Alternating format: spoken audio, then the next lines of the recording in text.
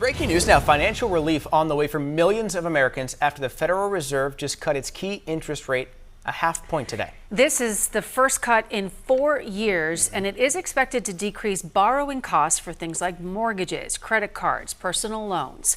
Joining us live now, Chuck Zada with Armstrong Advisory Group. Chuck, it's great to see you again. Let's break this down in practicality terms.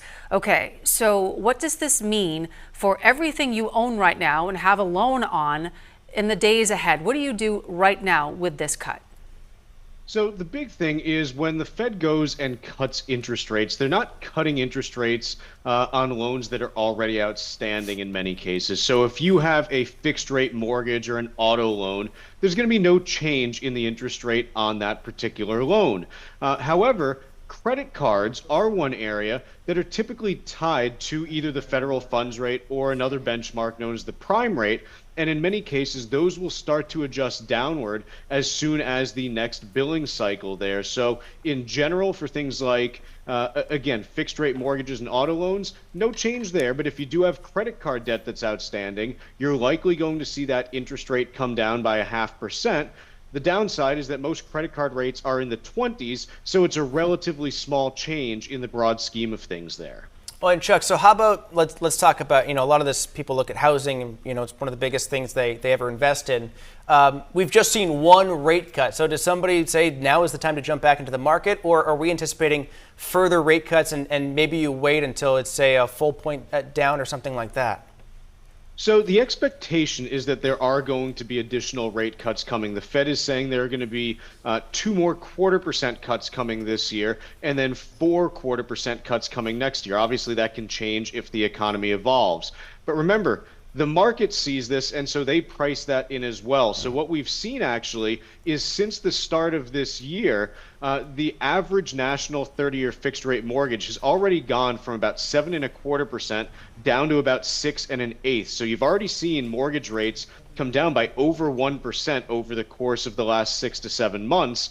And so this is something where, depending on how the economy goes over the next few months, there might not be a ton of room for mortgage rates to move down further if the economy does not deteriorate. But if we do end up seeing some kind of recession or other slowdown materialize, that's a case where 30-year fixed rate mortgages could absolutely be in the 5s by sometime early next year, right as the spring housing season rolls around. Chuck, more about that now. You mentioned there might not be considerable room, but say over the course of this year and a half, you had to buy something. You had to buy a new car, you had to buy a house, and your rate is at its highest. So is there room enough right now for those people to think about refinancing, and is it now the time to go on that?